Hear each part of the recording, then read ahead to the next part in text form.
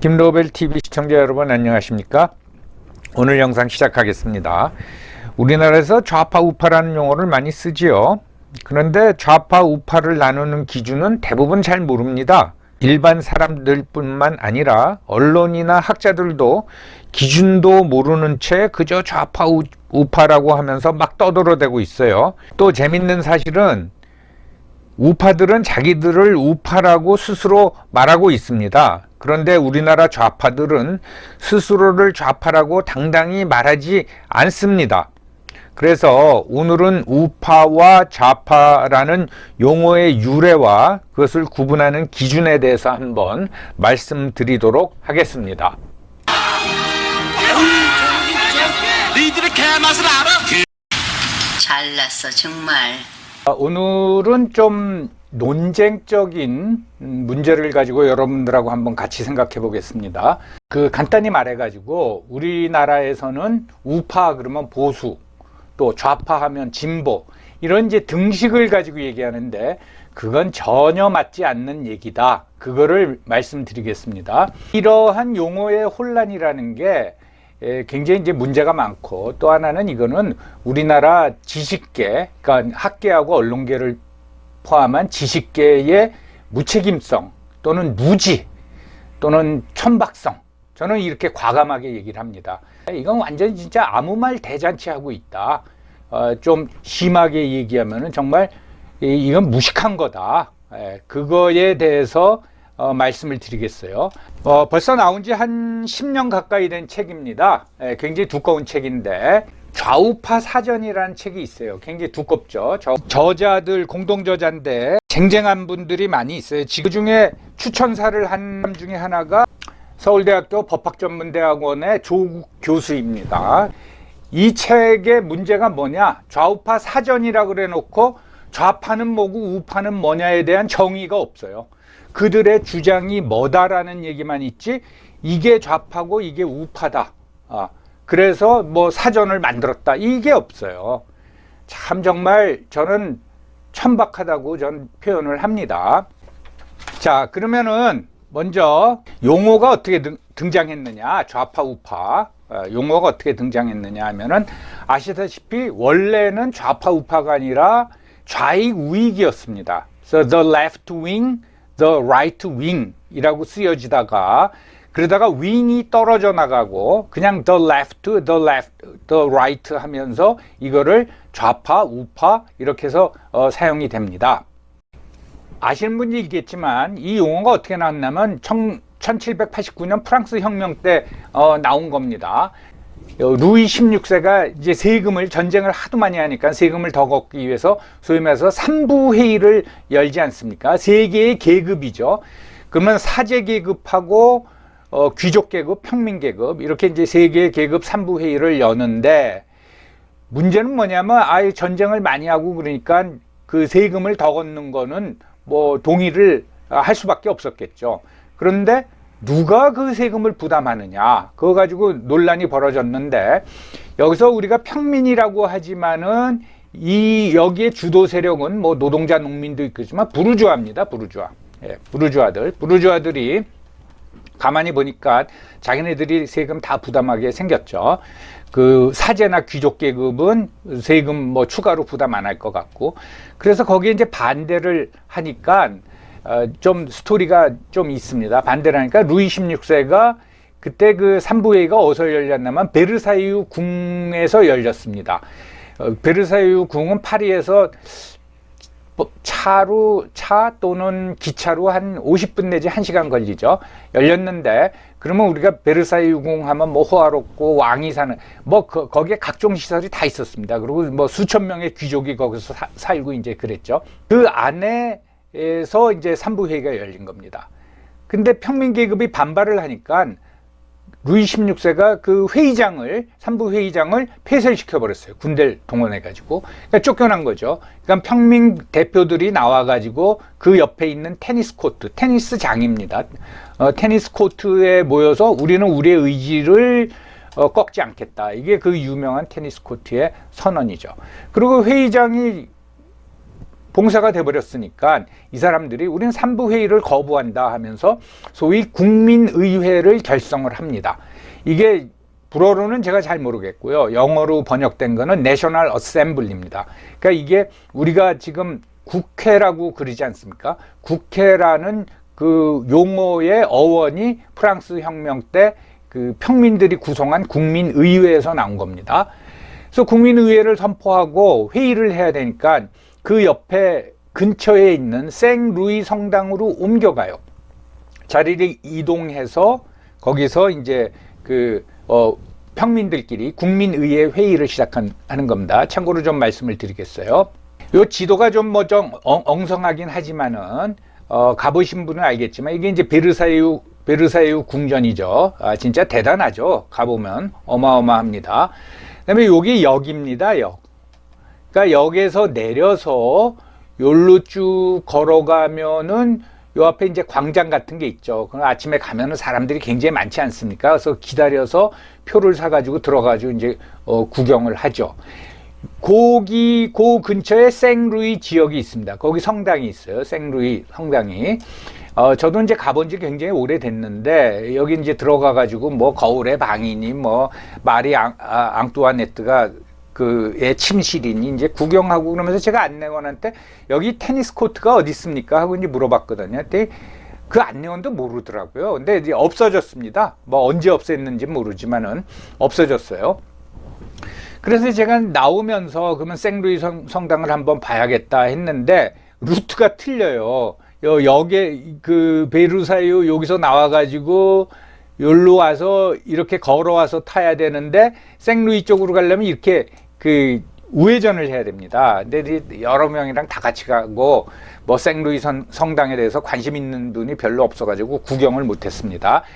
뭐냐면 테니스 코트는 요 근처 어디 있었겠죠. 거기서 나와가지고 요 가까운 성당에 가서 국민의회를 열었다. 그 말씀을 드리려고 하는 겁니다.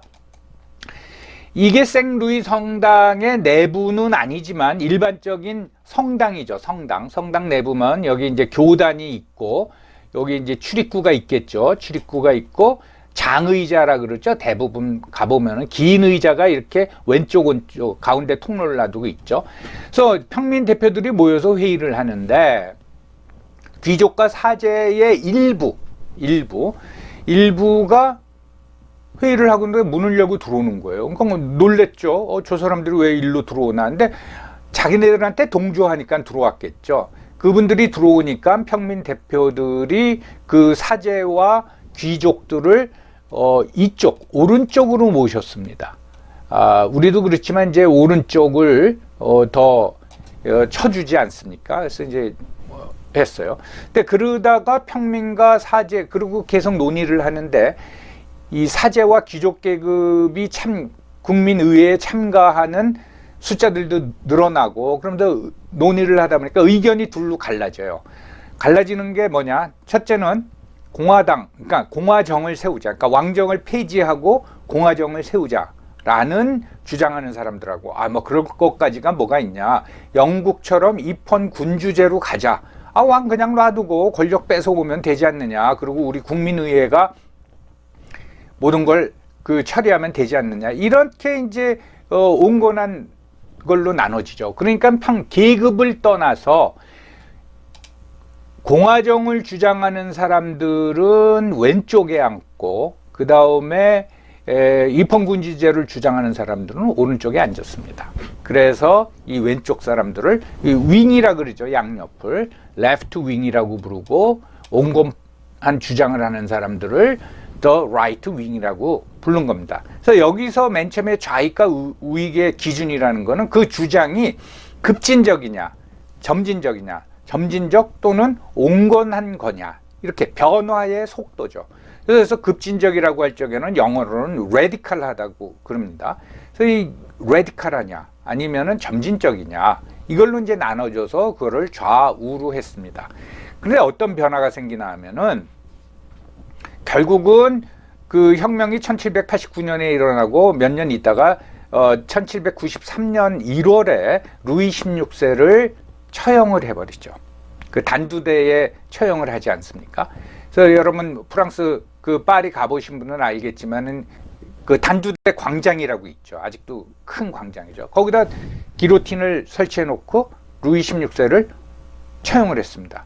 그리고 그해 10월에는 그 루이 16세의 부인 마리 앙뚜아네트를 처형을 했죠. 그 마리 앙뚜아네트 하면은 좀 악녀 같은 인상을 주죠.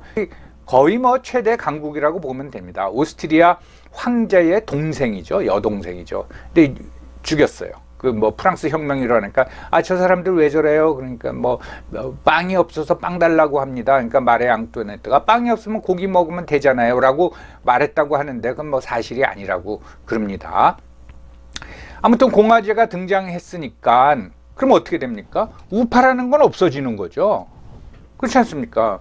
입헌군주제냐 공화제냐 가지고 싸우다가 결국은 좌파가 이겨가지고 그 루이 16세를 죽여버리고 공화정이 들어섰으니까 우파라는 건 없어졌죠.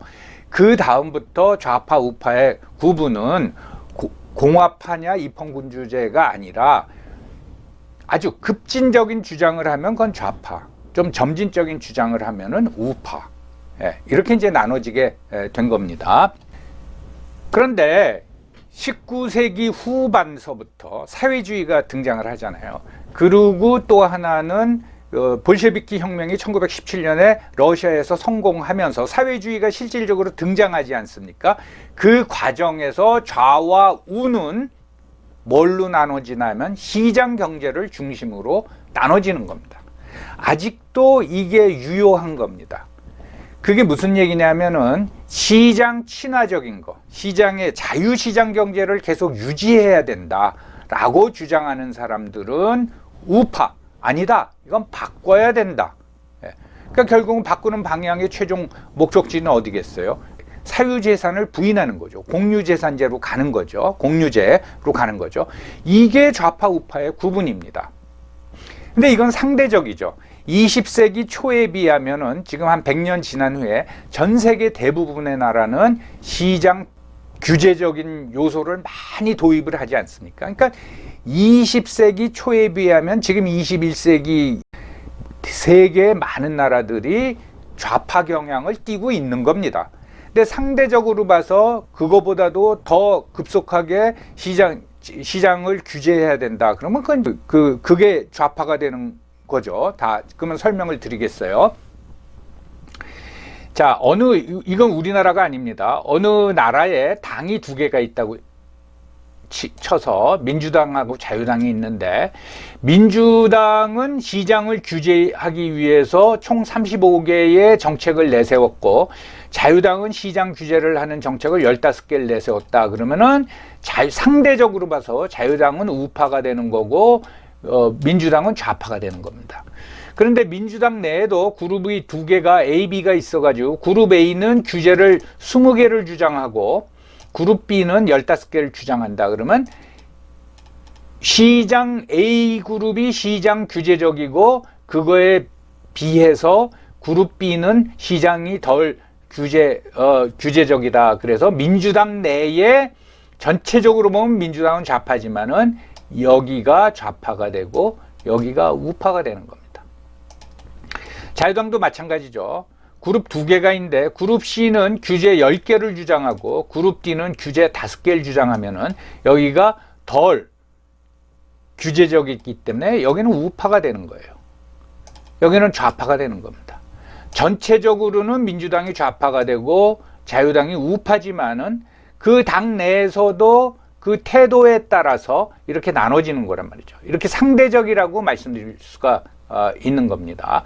그래서 여러분들 뭐 거의 한 20년도 더 넘지만은 영국의 사회학자 안토니 기든스, 그 다음에 그 당시에 집권을 한 토니 블레어가 주장했던 제3의 길이라는 건 뭐냐, 이렇게 극단적으로 가지 말고 요런 게 있다면은, 이런 구도가 있다면 여기서 민주당의 우파하고 자유당의 좌파가 정책적 타협을 보자. 이게 제3의 길이라는 겁니다.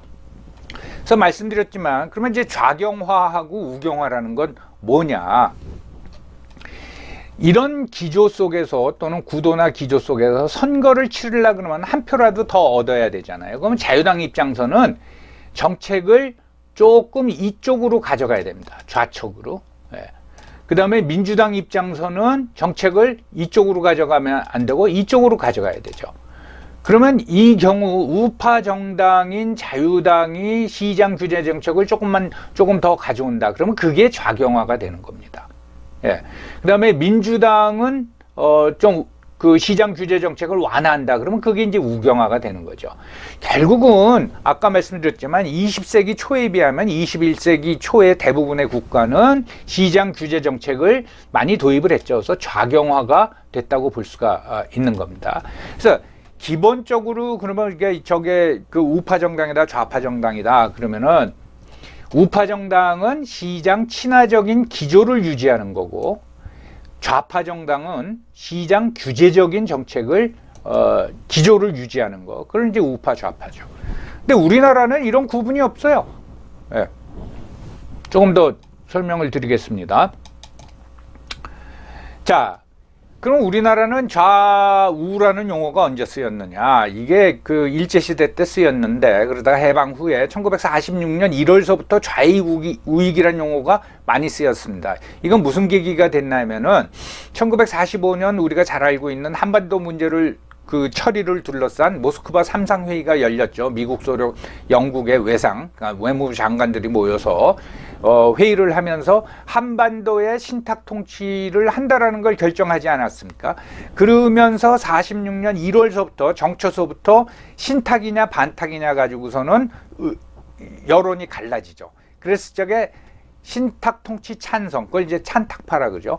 찬탁파는 조선공산당을 중심으로 한 세력이었고, 사회주의 세력이었고, 신탁 통치 반대, 반탁파는 비사회주의 계열이었어요. 이렇게 구분이 되니까 그거를 언론에서 찬탁파를 좌익이라고 불렀고, 반탁파를 우익이라고 불렀습니다. 그래서 뭐 1946년 되면은 무슨 미 군정이 좌우 합작을 뭐 시도했다 뭐 그때부터 이제 쓰였습니다. 그런데 그 이후에 지금 기준으로 보면은 좌익우익이라는 게 원래 그 어원으로 따지면 맞는데, 예, 이제는 뭐 저 다른 나라에서도 the left wing, the right wing 그러지 않고 the left and the right 하면서 그냥 좌파 우파 합니다. 그러면 좌익 우익 이렇게 쓰면은 무슨 뭐 꼰대 이런 인상을 주는데, 원래 어원은 좌익 우익이 그렇게 해서 나왔다라는 걸 이제 이해하시면 되고요. 근데 1950년대 들어오면서 6.25 전쟁이 끝나고 나서 우리나라에서 좌익이든 좌파든 설 자리가 없지 않습니까? 그래서 그 용어를 대체한 게 이제 보수 진보가 되는데, 전혀 좌우하고는 상관이 없는 용어다라는 것을 강조하는 겁니다. 그래서 1990년대만 하더라도 좌파 우파라고 부르면요 되게 싫어했어요. 근데 요즘 보면은 우파 뭐라 그럽니까? 우파 뭐 애국 세력 또는 우파 보수 뭐 이렇게 얘기하지 않습니까? 근데 재밌는 현상은 좌파는 좌파라고 얘기를 하질 않아요. 예, 이것도 웃기는 겁니다. 예, 무슨 얘기냐면은 그래서 2000년대 들어와가는 좌파 우파라는 용어를 써요. 근데 사용 빈도를 보면 우파라는 용어가 훨씬 더 많이 쓰이고, 좌파라는 용어는 안 쓰이고, 우파는 우파라 그러는데 좌파는 자기네들을 좌파라고 그러지 않습니다. 예. 자, 과거에 좌익이다 그러면은 그는 이제 그 소위 말해서 공산주의자, 다른 말로 이제 빨갱이라 그랬죠. 그러면 이 빨갱이라는 용어가 어떻게 나왔느냐? 이것도 우리가 만든 용어가 아닙니다. 1917년에 러시아에서 볼셰비키 혁명이 일어나니까 미국과 유럽의 다른 나라들에서 거기에 동조하는 사람들이, 특히 이제 지식인들이죠, 많이 나왔어요. 이 사람들을 레즈라고 불렀습니다. 레즈. 예. 그러니까 우리말로 그 직역을 해버리면 빨갱이가 돼버리는 거죠. 레즈라고 불렀어요. 그 용어가 일제시대 때 우리나라에서 쓰이고 해방 후에 쓰이면서 빨갱이가 돼버린 겁니다. 레즈를. 그런데 2002년도 여러분 기억나시죠? 월드컵 거리 응원 때 보면 우리가 이 티셔츠를 입었잖아요. Be the Reds. 이거 다 입고 다녔잖아요. 예. 저는 그 현상을 보면서 참 한심하다. 여기서 Reds라는 건 뭐 레드 데블스, 그러니까 뭡니까? 붉은 악마. 그러니까 붉은 악마가 되자. 여러분 무슨 구호가 나는 붉은 악마다 해서 레드 데블스라고 쓰면 되지. Be the Reds는 뭡니까? 이거 직역하면요, 공산주의자가 되자예요. 예. 이거를 수백만 국민들이 잊고 거리 응원을 한 거예요. 그 당시 언론이 아무도 지적을 안 합니다. 물론 뭐 월드컵 그 응원 열기를 찬물 끼울까봐 그러지만은, 이렇게 말도 안 되는 구호를, 예, 그냥 레드 데블스라고 하고 다니면 되지, 비더레즈는 뭡니까? 그래서 이렇게 광화문이 아니라 시청역 광장에 그 티셔츠를 입고서는 수십만 명은 되겠죠. 수십만 명이 응원하는 거예요. 그 당시에 농담으로 그러지 않았습니까? 여러분들, 김정일이가 이걸 보고 어휴 저거 뭐냐 그랬더니, 위원장님을 흠모하는 남조선 인민들이 전부 다 공산주의자가 되자라는 티셔츠를 입고 응원하는 겁니다. 뭐 그랬다라는 얘기 아니에요. 그래서 물론 경제적 차원, 이거는 시장을 중심으로 해가지고 좌우로 나누면은 이건 너무 경제적인 걸 강조한다라고 해서 뭐 정치적 차원은 뭐 차이가 있다는데 그건 무시하시고요. 좌파 우파는 뭐냐? 결국은 경제 정책도 정치가 결정하는 겁니다. 그래서 예를 들면은 시장 친화적이다. 그러면 자유시장에서의 자유 경쟁, 그거를 최대한 보장해 주자. 이게 우파고, 그걸 규제하자. 그럼 이게 좌파라는 얘기죠. 그 기준으로 보시면 됩니다. 그래서 저는 좌파는 좌파답게, 우파는 우파답게 자기 정체성을 명확히 했으면 좋겠다. 그런 말씀을 드립니다. 이거는 전혀 아무도 그동안 얘기를 하질 않아서 제가 답답해서 말씀드리고, 좌파가 자기네가 왜 좌파인지도 모르고 우파가 자기네가 왜 우파인지도 모르는, 그러면서 좌파 우파, 이게 답답해서 말씀을 드렸습니다. 감사합니다.